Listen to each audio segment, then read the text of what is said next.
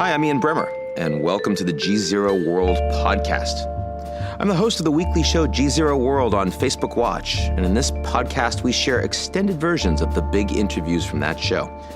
This week, I sit down with former Prime Minister of Sweden, Carl Bildt, who may be best known for his work outside his home country as much as within it. He was a key mediator in the Yugoslav wars of the 1990s, and he's been a staunch advocate for the European Union since its founding.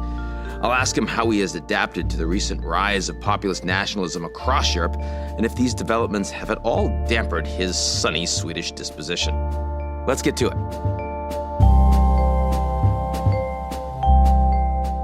The GZERO World is brought to you by our founding sponsor, First Republic. First Republic, a private bank and wealth management company, understands the value of surface, safety, and stability in today's uncertain world. Visit firstrepublic.com to learn more.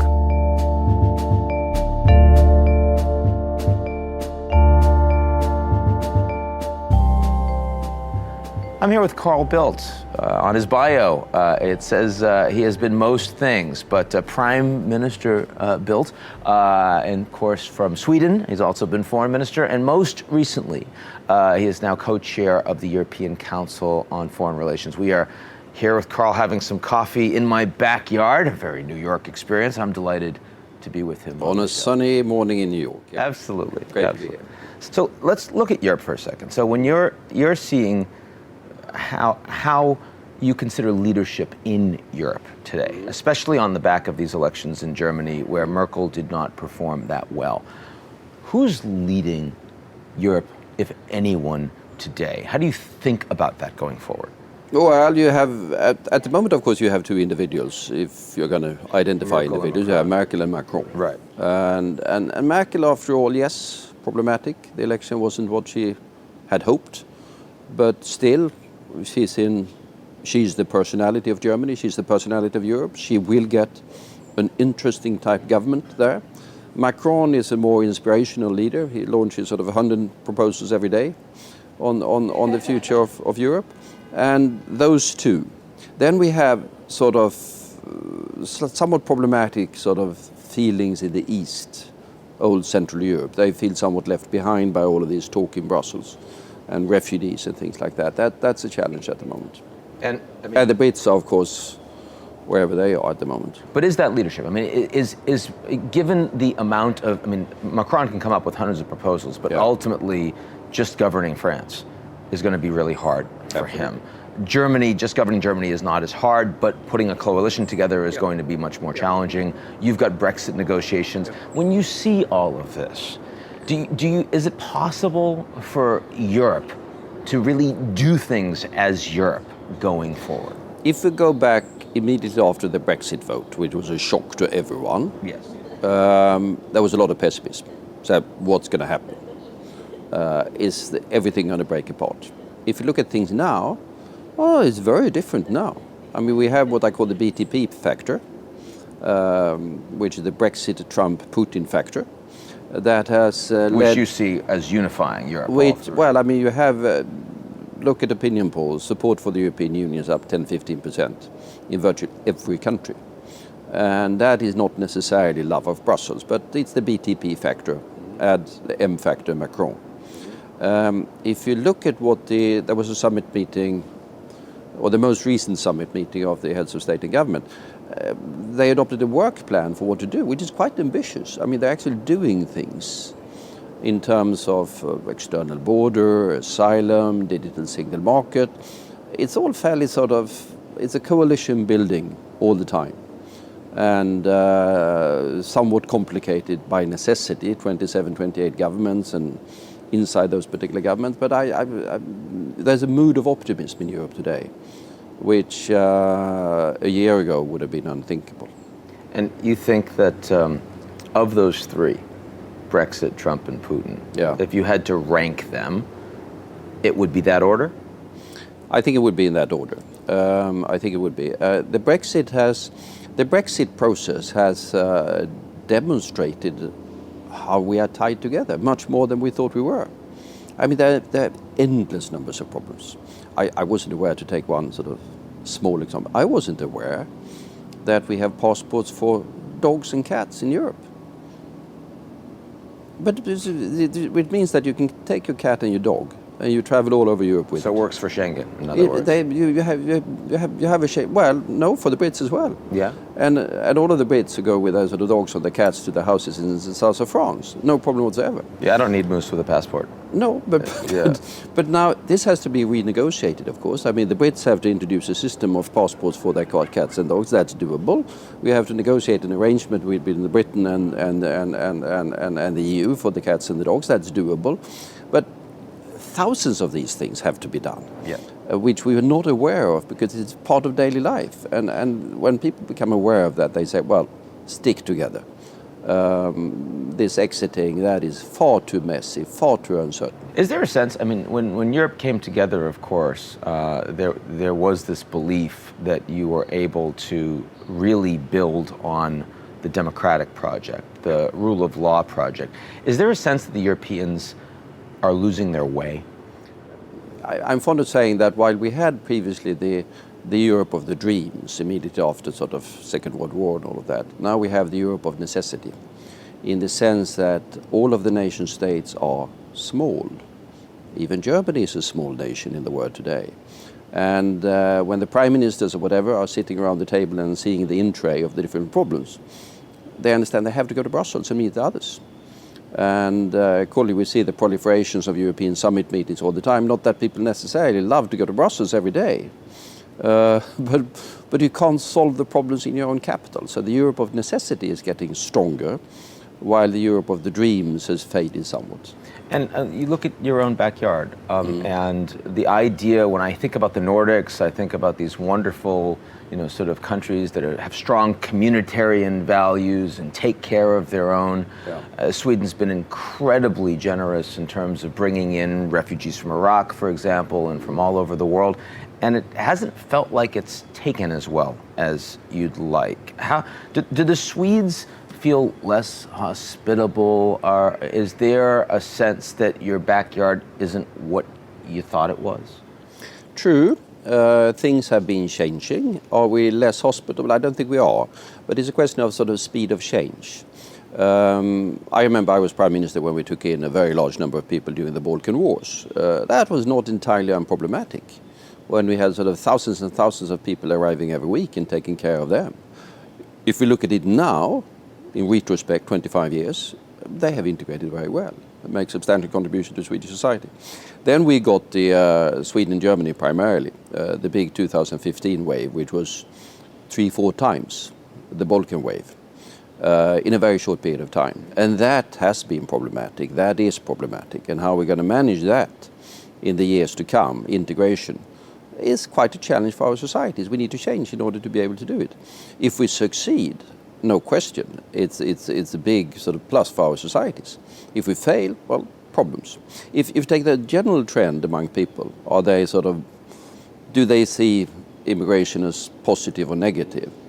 They now see it as more positive than negative, but we have a segment of society, no question, that feels that things are changing too fast. We don't want to see these changes as fast.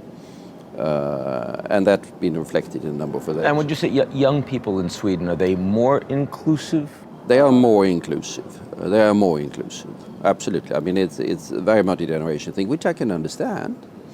If you are sort of, we don't want to sort of your own society to change that fast, but young urban people are more open-minded. Elderly rural people, somewhat less. And we see this, this is the Brexit division as well, to take that particular vote. And we see that the Austrian election was slightly different in the sense that young people also voted for the Freedom Party. Very much so, which was formed by the former Nazis, actually. Yeah, there has some adopted, but I think an explanation there is also the fact that the two old parties had been in coalition for a long time. So if you wanted to have sort of in favor of true change in Austria, you tended to go to the Freedom Party. So all of these Balkan migrants that came to Sweden, you said the integration worked well. Do you think that in Swedish society, are they seen as Swedes now? Yes. And so, I mean, that's a win. Oh, that's a win. Unmitigated. They have somewhat funny names. Swedes actually have somewhat funny names. We do have funny names from the start, yes. Yeah. But I mean, one of the most famous Swedes is called Ibrahimovic. He's a football player. And Ibrahimovic is not necessarily the most Swedish name that you can think of, and he's coming from there. And they've gotten completely behind him, obviously. Absolutely. I mean, we have sort of members of parliament. I think we have members of the government even. I mean, we don't think of them in those terms. I mean, they become integrated. Can you see that happening for this latest round? No, I can see that happening. But in all honesty, if you take the Balkan wave. Mm-hmm. And we can speak with some authority about those because a lot of academic studies have been done. They are roughly like sort of the average Swedish group, which means that some are spectacularly successful, some are spectacularly unsuccessful. That happens in societies. When we have the wave coming in now, of course, some of them are coming from societies that are even more different. I think the most problematic group that we're going to have are the sort of fairly large number of young Afghan boys coming. And delete the Afghan from it. If you have young boys of a certain age, without any family, without any social connection, boys are boys. And to get them into work and ethics and society, that's a challenge. I'll say something that I find quite disturbing, which is, so 10, 20 years ago, if you saw news about Sweden in the United States, it was all about the successes of this Nordic model, right? Today, when you see news about Sweden, frequently it's talking about waves of criminality, it's talking about sexual assault. Again, I know that this is overstated, but it is what the U.S. is now seeing. And I'm wondering, how much are you seeing that taken advantage of in Sweden? Do you have that polarization in the media? Do you have that in the political forces? Are you feeling that? No, of course you have that, and what you have in this country, of course you have the sort of forces of a particular nature, sort of which has a certain connection to the White House sometimes. Yeah. That they like to say that Sweden was seen as a paradise, and now you see what's happening even in Sweden. That's the alt-right. Absolutely, and accordingly we in the U.S. must close the borders and things like that. Right. So they tend to exaggerate things for their own sake, and the same with political forces in Sweden, needless to say. And in all honesty, of course, I mean, take the Balkan wave. Of course, we had problems in the beginning, no question about that. I mean, we had sort of smuggling gangs and all sorts of things that happened. They were coming from war and difficult circumstances. That died down after a while. So why should the Americans care about whether the Europeans are more integrated or not? Well, I mean, going back historically, the United States has been dragged into big wars, world wars, twice by mess in Europe. So preventing a mess in Europe is in itself a value also for the United States. Secondly, the world.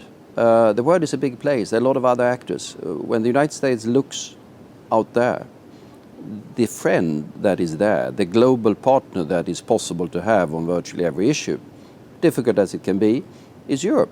And the same with Europe. America is the global partner that we can have when it comes to sorting out issues. And that's going to be increasingly important in a world where other actors are increasingly assertive with values and interests that are not necessarily ours. So let me ask you finally about the United States. And you've been outspoken in your views of President Trump. A couple weeks ago, I talked to Jelani Cobb, who said that he doesn't see Trump as a blip, but rather a harbinger of what's to come, given the structural forces in society today. In terms of the transatlantic relationship, which do you think it is? I think it is, and that has to be the working assumption, I think it's a fairly significant blip. I think our societies across Atlantic are so tightly bound together. In economic terms, in security terms, in human terms, that sort of it's bound to be a blip. But that being said, even if Trump were to disappear tomorrow, which I don't think will happen, there will be traces of him and traces of his ideas for quite some time to come.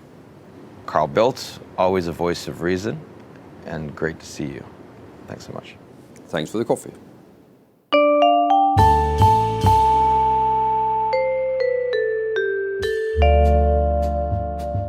The GZERO World is brought to you by our founding sponsor, First Republic. First Republic, a private bank and wealth management company, understands the value of surface, safety, and stability in today's uncertain world. Visit firstrepublic.com to learn more.